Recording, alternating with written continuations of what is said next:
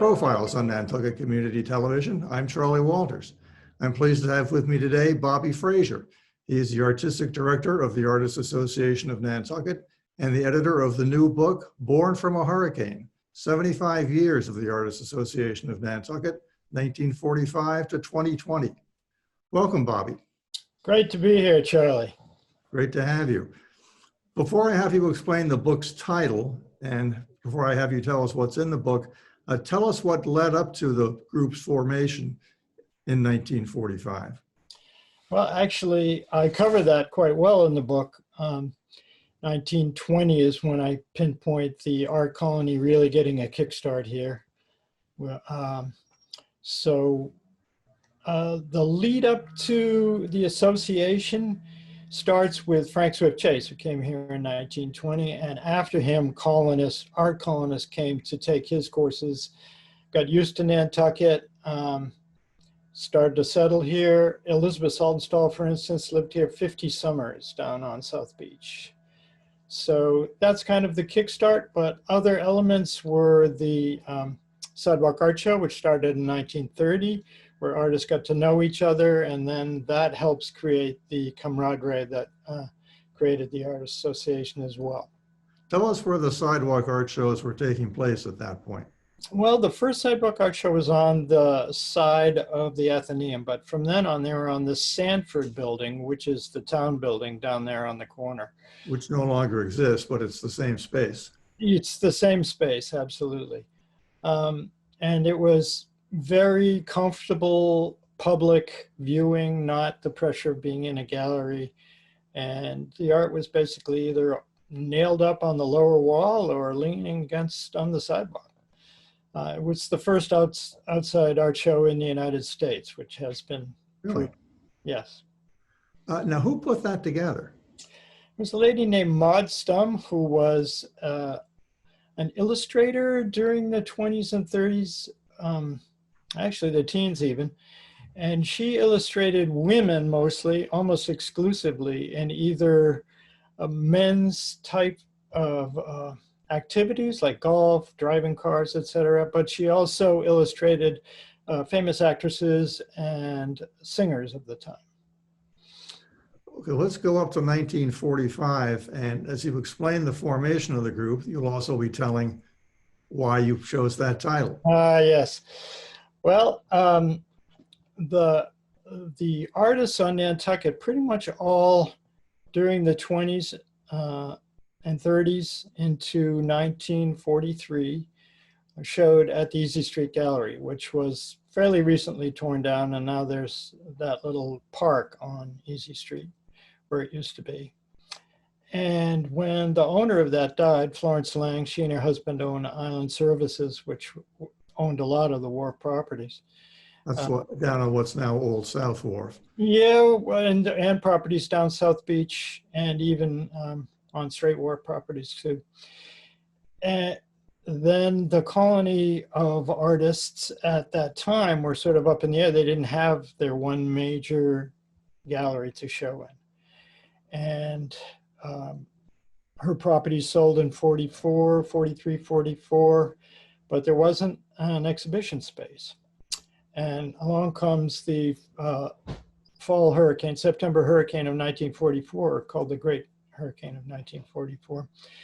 And it had incredibly harsh winds and tore the roof off of one building, which is the Macy Warehouse down on Stray Wharf, a venerable but disused building. And about 100 yards away, at Zero Main Street were the offices of the Nantucket Foundation and Everett Crosby. And I assume that he looked out at that building, and because his wife was involved with the artists and he was involved with the artists, that he came up with the idea of, let's convince my foundation board to buy the Macy Warehouse and rebuild it into a gallery. So that's how the hurricane kind of kickstarted the association. And within the first year of the galleries, which were not Artists Association at the time, in the Macy Warehouse, the Artists Association formed that fall in 45. And then they within a few years, took over all the programming that happened in the building. So there was plenty of art on Nantucket prior to the formation of the association, Yes, absolutely. but just not organized as it came to be. I think that's a fair statement to say. Most of them there weren't even all that many little studio galleries per se. So that one gallery was the key social gathering place for the artists, as well as an exhibition space. Now, keeping in mind that in 1945, the season didn't really start until the end of June, and it ended rather abruptly on Labor Day. And the year-round population was about 3,000 instead of 20,000 or whatever it is today. Am I correct in assuming that almost 100% of the association members were not living here year-round in 1945? I don't know about the percentage, but I'm certainly going to say it's well over 80%. It's probably well over 90%. They were summer. Then again, there's the element of the people who are patronage for the arts. And when the association opened, not the association, excuse me, when the Kenneth Taylor Galleries opened in the Macy Warehouse, run by the Nantucket Foundation, and that was in July, so that was a short season in 1945. The first day is recorded over 300 visitors in the galleries. So there is, despite the numbers you said, there was a strong patronage for the arts as well, and that helped. That is a remarkable number given how small the population was in those days. I had to research to make sure, but there it was in our archives. Now, one of the things in the book is a list of all the people who were part of the group at the outset. And there are hundreds of names on that list. I mean, I guess they were considered founding members.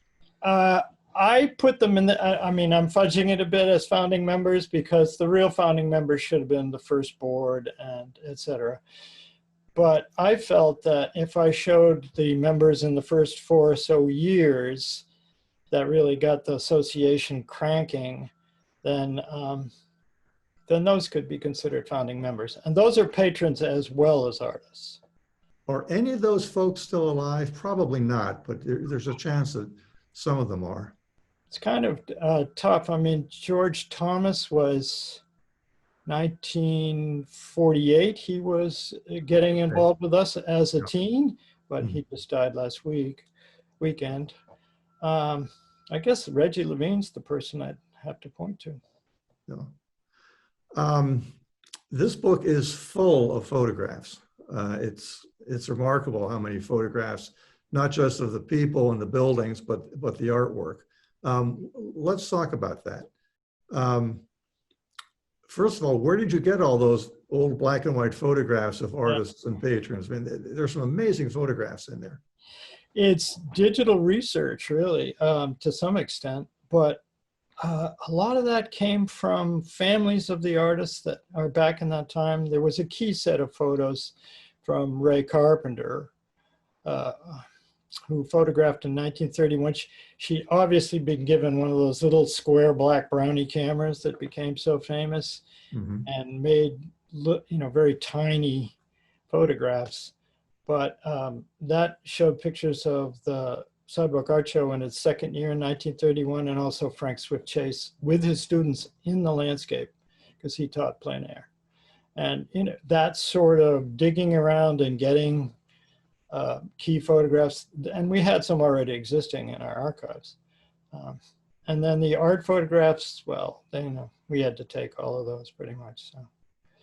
It sounds like a huge amount of work. I mean, well, Charlie, the research for this started years ago, and the 2 lead articles in the book were published in earlier forms. But I felt by the time we reached our 75th anniversary, which is this year, and it's also consequently the 100th anniversary of when I feel the Art Colony kickstarted, then I felt I had enough material. I always want to find more photos, more documents, more anecdotal materials from the families, but I had enough material to really felt like I could be have a good overview of what happened. You can never really know what happened in the times in some ways, but there's enough resources to really paint a story. Now, in the book, there are hundreds of wonderful photographic reproductions of works from the association's permanent collection. First of all, where is that collection today? The collection, I suppose it's in several places. It's split between a storage place, which has, proper moisture and temperature. And also in our Visual Arts Center at 24 Amelia Drive, I also have a room there that contains a portion of the collection.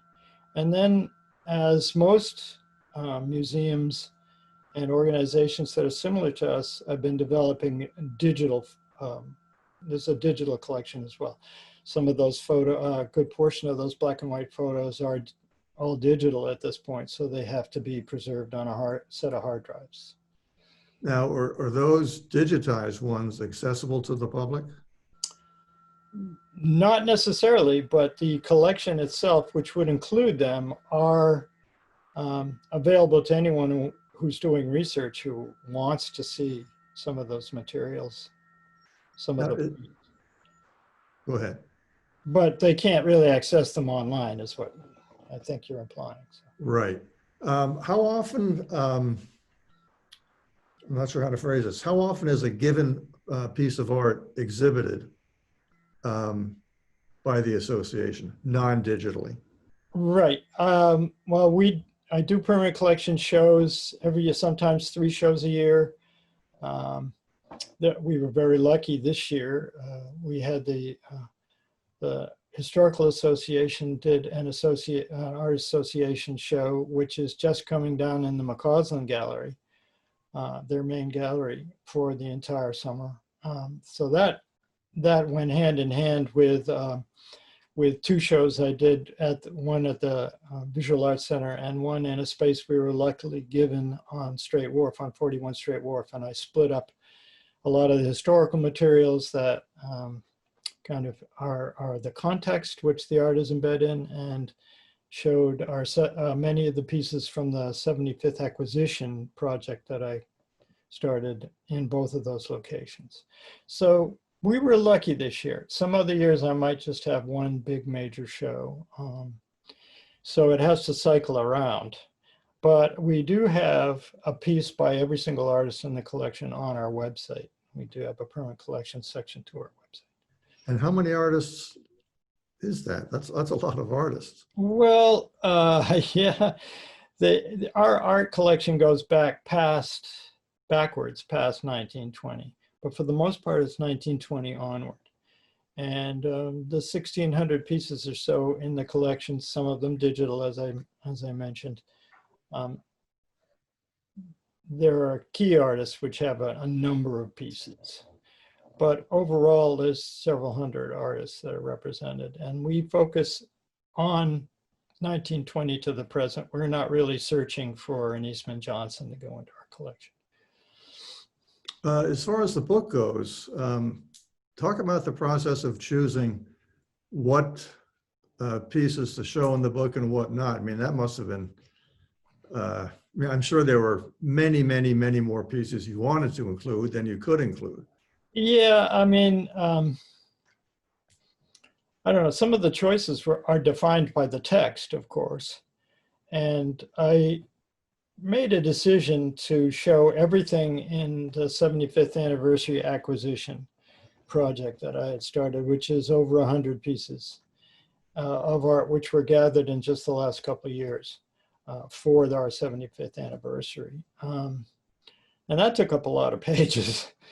With just sometimes 2 or 3 shots on a page. But I felt it was important to show that it's still important to show that it's viable and important to collect artwork still and preserve it. These days when artworks come up for auction, or they're involved in an estate that's not breaking up, but sometimes estates are about breaking up. and or marriages that break up. There's so many ways that art on Nantucket leave the island. And it's my feeling once an important historical piece of art leaves the island, we're not going to get it back. And so it's lost from the narrative. There's a section in the book where you have photographs of a lot of those permanent collection pieces, but embedded with those photographs is a list of artwork, not necessarily shown in the book, but there's a list of the artwork that the association owns. Is that a complete list? That list includes the 100 or so pieces from the 75th acquisition project. So yes, other than the 7 or 8 that I've acquired since the book was published. That's a lot of artwork. It is a lot of artwork. Again, we're covering 100 years essentially with that, and we're proactive about pieces. Some of that work was given to us over a period of time without really being looked for. They were donated by families, etc. These days, I'm looking for pieces that have historical importance. What percentage of the collection would you say is donated? You mean versus purchased? Yes. 98%. Really? Yes, over that 100-year period, over the 75-year period. And is that, would that have been true 25 years ago, 50 years ago? Could be 100%. 25 years ago, we hadn't really started to purchase pieces for the collection until I got involved with a collection with George Thomas in the late 90s. Nantucket, as we all know, has increased in population, what, 5, 6, 7 times over the last, let's say, 50 years. Has membership in the association increased in a similar fashion? Certainly not by that figure. However, it has increased. I think one thing that's happened in, and can't pinpoint the time, but let's go back maybe to the turn of the present millennium. Patrons are okay, let me put it differently. Patrons in the past tended to support all the organizations on the island, but there are a lot of nonprofits now on the island. And I think patrons since, let's just say 2000, have decided they're going to focus on 1 or 2 very specific ones. And so some of the general membership by patrons, homeowners, people who've lived on Nantucket for a long time, tends to be parsed out into those organizations now, so our membership has grown, but I'd say could be more, just like doubled, maybe tripled over 50 years. When I was a teenager here in the summer in the 1960s, I wasn't part of the art scene, for lack of a better word, but it was very visible. I mean, there were all sorts of galleries on what's now Old South Wharf, and also around town. Art gallery openings with free alcohol was a very big thing, even for those of us who were too young to be legally drinking that alcohol. But my sense is that has changed in some way I can't describe because I'm not close enough to the whole scene. Are there fewer galleries now than there were in the past, even though there are more people on the island? Actually, there's definitely more, and there's more studio galleries too. But some of our galleries, most of the contents of the art comes from off island. That's only some of them up on Main Street. What has happened is that South Wharf, which was for decades really the center of the art scene, is now got hardly any art galleries on it. All those little fishing shacks now are turned into other businesses. But overall, I think the arts are just as dominant here, fine arts, just as dominant as they were then. The openings went from teetotaling in the 20s, 30s, and 40s to full bars at the Barker And now it's back to wine and seltzer pretty much. So that's a change for the openings. But overall, the arts on Nantucket have really changed in the broader spectrum. We have film festival, book festival, all respected. Arts Council is still strong with musical. So I feel the arts scene on Nantucket has gotten very large and dominant in a way. I don't think people come to the island all that much now to see Quaker architecture preserved, or, and of course they all go to the Whaling Museum, but I think for the average person who comes to Nantucket, maybe gets off a boat in the harbor or comes here, then they're seeing the arts are prominent on Nantucket. There's more art, but it's different. I mean, as you point out, a lot of it is coming from off island. Yeah. And presumably 50 years ago, even if the people were off islanders, they were painting on Nantucket. It's true. There were a couple of waves. After that, there was a wave that came in the 50s with Phil Hicken and Bobby Bouchon and some prominent people. And another wave that came down pretty much when the Main Street Gallery started in 1970. But they were summer artists. They weren't just brought in from, the materials brought in from off island.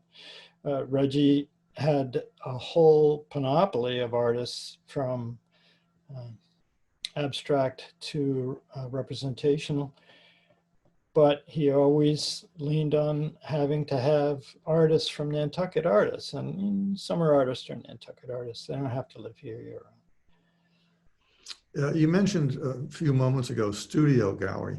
Tell us what the difference is between a studio gallery and a gallery. Well, I guess a group gallery would be the name for what you're calling a gallery, where either a handful or a larger stable of artists are shown and perhaps rotated out. A studio gallery is more where a single artist or a couple of artists are painting and also open to the public. A great example was George Thomas's gallery for decades down there on Candle Street. You could go in and talk with him and sit on the couch, but it was also his, and he painted there, but it was also his private gallery. So a studio gallery can cover a little bit more than that, but that's essentially it. And I assume you would see only that artist's work. Yeah, yes, unless there was a friend who kind of showed in the corner with him, or yeah. But I would call them group galleries that are more the larger enterprises. You've mentioned some of this so far on the show, but I want to go a bit deeper into where the Artists Association has been located over the years and what's happened to those buildings since then. Now, you mentioned the Easy Street building, which no longer exists, sort of behind the Dreamland where that new park is being built. Right. You mentioned the Macy Warehouse, which is still there, of course, across from the Stop and Shop parking lot. But I remember it as the Kenneth Taylor Gallery back in the 1960s. Yeah, the Kenneth Taylor Gallery started in 45 and ended be somewhere around 88. That's when the Artists Association was last in there, and then the present owner, the Historical Association, began to use it as a venue for their exhibitions. But we moved next door into what was the Little Gallery, now an ice cream shop down there next to the Macy Warehouse. And we were there until the mid-90s. So our presence essentially down on that location was 50 years. And once we knew we had to leave there, we fundraised and bought the building over on 19 Washington Street, and razzed it and built a 2-story building that was meant to look a lot like an NHA property, the attachment to the original Quaker Meeting House building with a big open space in the middle. Who was Kenneth Taylor and who owned the building when the association was in there? Okay, the building was owned by a small, not particularly out and active organization called the Nantucket Foundation. And I think they had started from, we have materials from them in our archives. They had started trying to help with public works in, I'm gonna have to say just about the time we got involved in World War II, or a bit before that. But when the war ended, they didn't seem to have all that much direction. And one of their as to what they were doing with the town, and come the circumstances that I said about the hurricane, et cetera, that gave them, or at least Everett Crosby, who was the leader at the time, the idea to purchase and refurbish a building and turn it into a gallery. So the foundation owned that building up until the mid 80s. And Crosby had gotten ill in the late 50s and had arranged that at some point there would be a transfer to, well, essentially an organization that then transferred it to the NHA. But come the mid 80s, there was a bit of controversy in the newspapers about Artists Association having to leave the building and the Historical Association taking it over. And there were a lot of angry artists about the changes that were going to happen. But in fact, it was back in 1958 when Mr. Crosby arranged all of that transfer from the foundation to preservation to NHA. So it was a done deal way back then. It was not something that happened of the moment that people should have been angry about. But there it was, and it was all over the newspaper, believe me. I remember. Yeah. Everett Crosby, of course, is long gone, but just as a footnote, there are many, many of his descendants who still come here in the summertime. The Little Gallery, talk about that. Is that, I assume that was named because of the size of it and not because of a man named Little? It was the size. It was a carpenter shop before the Macy warehouse became into disuse in the late 30s and 40s.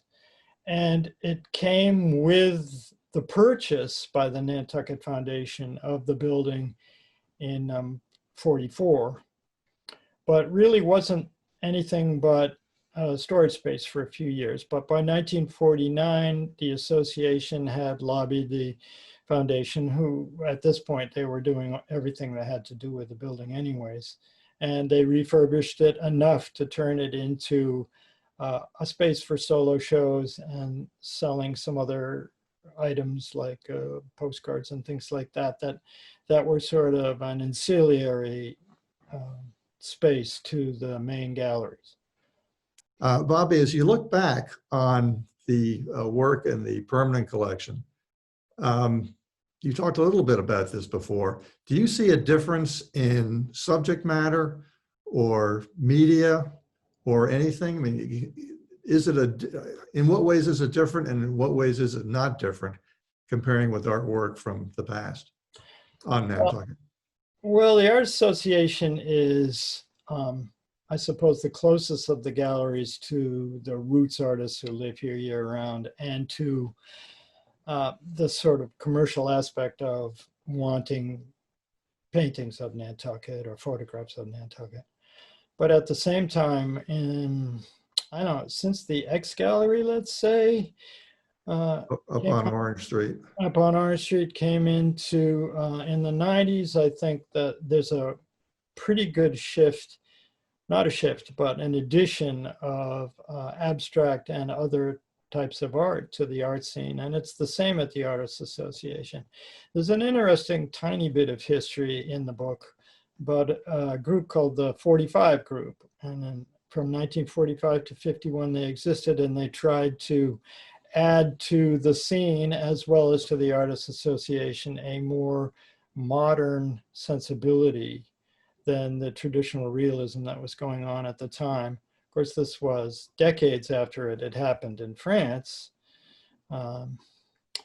with Kandinsky and onward in France. So, but there was some back and forth in those years between the realist painters and the modernists of the 45 group, even though socially they all got together just fine and we're all good friends, apparently from my research. But there was always that dialogue about, well, you know, what's really art and what isn't. But that hasn't really shown up until more like the 90s, when abstract art became more popular in the marketplace as well on Nantucket. So. How much of the collection is photography? There's a good bit of digital photography. We have, and some not digital, two major photographers from our very beginnings, and who were both presidents of the association, Walter Pollack and Louis Davidson, gave large collections of printed photography to the association, which we've been working to preserve because some of it is, you know, going through some changes, and we have digitized that. But we also have digital collections from, say, Rob Benchley, who took a lot of photos that were in newspapers, even a series of photos about artists in the newspapers, and other collections like the Ray Carpenter collection, which is small but important. So there's a lot of digital as well as paper photography. What about sculpture? Sculpture, we have a small number of sculptures in the collection, I must admit. Certainly open to that, especially historically important sculpture by Bud Hambleton or some of those that were prominent here in Nantucket. But since we rely almost singularly on donations, we haven't had many sculpture donations per se. In the time we have left, I want to talk with you about present day Artists Association. And you mentioned the building on Washington Street, which is a two-story building right next to Legion Hall. Is that open year round? That is open year round. I mean, we do usually take January off. Of course, is anything usual in this particular time, but it is open year round with exhibitions. We do more than just exhibit our artist members. In the spring, we have art from the elementary and middle school in a separate show, and then art from the high school in a separate show, which includes the a set of awards for the high school students. And we have sometimes a permanent collection show that fits in there, or a show that is not about our commercial needs as a gallery. Now, at one point you had some kind of facility on Gardner Perry Lane. Yes, we were on Gardner Perry Lane for a while. Off of Pleasant Street, for those who don't know where it is. Yeah, it's off Pleasant Street. That we purchased a property there right at the time we were going to leave our Straight Wharf area. It didn't work out. The neighbors didn't really want us there with some of our plans for expansion, but we did hold on. We sold off the Pleasant Street properties up front, but in on Gardner Perry Lane, there was an old, really a garage building, and for a good handful of years, that's all we had for offices and for teaching. Essentially, all our teaching was in one room, and they had to wash off their brushes in the bathroom sink. So at a certain point, and that's when I came in and was involved as the president, we did expand that property so that we had a lot more educational space and storage space. And so we had essentially the template for what the Visual Arts Center is now, with ceramics and painting, printmaking, etc. Tell us more about that Amelia Drive building that you have. Well, we've been in there for a nice little set of years, but that took some fundraising, of course. Everything has to have the fundraising element. And we had paid off our mortgage on the gallery space down on Washington Street fairly quickly, due, believe me, to the grace and to the patronage that not only gives, but is graceful about it. very helpful.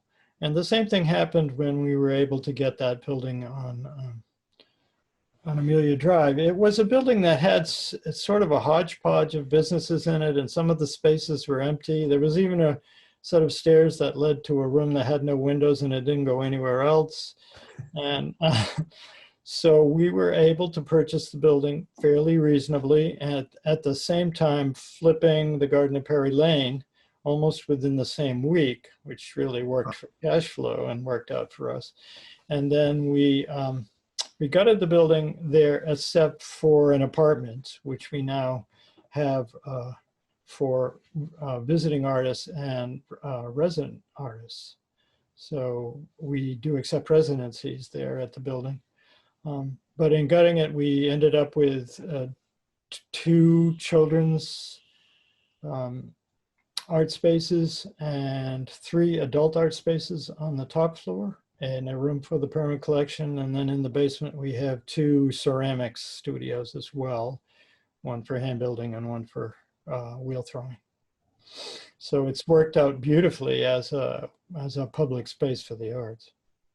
Now, if somebody wants to contact an administrative person at the association, they should do it at Amelia Drive. Is that correct? Absolutely. That's where our offices are, as well as our educational facilities, as well as our permanent collection element. It's all basically in that building now, and it's replaced Garden of Perry Lane. So. I should note that in addition to being the artistic director of the group and the editor of the book, you're an artist yourself. Yeah, I started painting here when my mother was a really good painter who studied with Emile Groupé, Emile Albert Groupé, the original Albert Groupé, up in the Gloucester area when she was a teenager. So when she discovered Nantucket in the late 60s, she was going to move here. My father had died by that point, and she just moved here because of the art colony presence and because of the Artists Association. And she came down a couple times and learned, you know, that there was a strong presence for the arts here, and she wanted to start up painting again.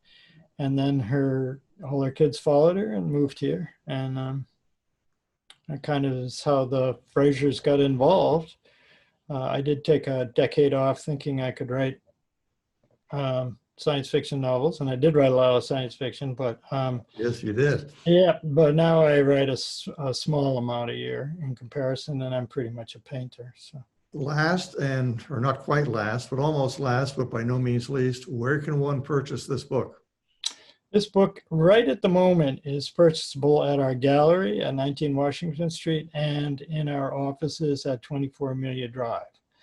I'm hoping it will reach a wider, with the bookstores, a wider distribution, but I've kind of held off on that just so that we could get the full price to the cover on as many copies as possible, just to offset the printing costs, which for a nonprofit, good sized printing cost is a bite into their economy. Well, it's very well put together. I mean, it's not just the subject matter, but the way it's presented, the way it's been reproduced. You did a wonderful job with this book. And I should, go ahead. Yeah, I should say for anybody who's interested in this book that besides some major articles about the arts and all of those photographs of the art, it also is a catalog of our permanent collection. But there's one little section in there that has all sorts of small pieces, which are anecdotal, a map of the art colony times in the past, even a page of anecdotes about some of the key artists of that time, some lists. It's kind of a fun section right in the middle of the book. Well, there's a lot in there. I mean, everything that we discussed in this show, but there's a lot, as you just pointed out, there's an awful lot more in there. And even if one doesn't have a particular interest in the arts, there's so much Nantucket history in there that I think it would appeal to anybody who's interested in Nantucket in any aspect. I guess ultimately I feel like I'm an amateur historian, and I love to do the research. The more you find out there, the more connective tissue that happens between people, photographs, etc., the more you get the story. And I like to get the story and tell the story. Well, you may think of yourself as an amateur, but this is not an amateurish book by any means. Thank you. I've had all sorts of fun going through it and being reminded of things that, I saw and heard 50, 60 years ago when I was here. Well, a part of that fun section is a section of photographs of people we have, of artists. We have a few patrons, but mostly artists that we have lost. Yes. Since those times. And everybody comes up to me and says, oh, that was just like a time capsule. I can't believe how many of those people I actually knew. Well, there are over 100 people in that section. It's not a small section by any means. No, and so I tried to interject all those things that if, in my mind, if someone were, I'm thinking, here the book's published, someone's going to walk up to me and say, well, you know what you should have done? And that section immediately come to mind. Where are the pictures of all the artists? And so I thought, well, let's just do that. And they're small and crammed up in those pages, but they are kind of a time capsule. Yeah, it was a great idea to put that in. Hats off to the decision to do it. The book is Born from a Hurricane, 75 Years of the Artists Association of Nantucket, 1945 to 2020. There's the book right now. And my guest has been the editor of the book, Bobby Frazier, who's also the artistic director of the Artists Association of Nantucket. Bobby, thanks for doing this. It's been a gas. Thanks a lot, Charlie. More than welcome. Happy to have you. Yeah, take care. For Profiles on Nantucket Community Television, I'm Charley Walters. Thanks for tuning in, and please join us again.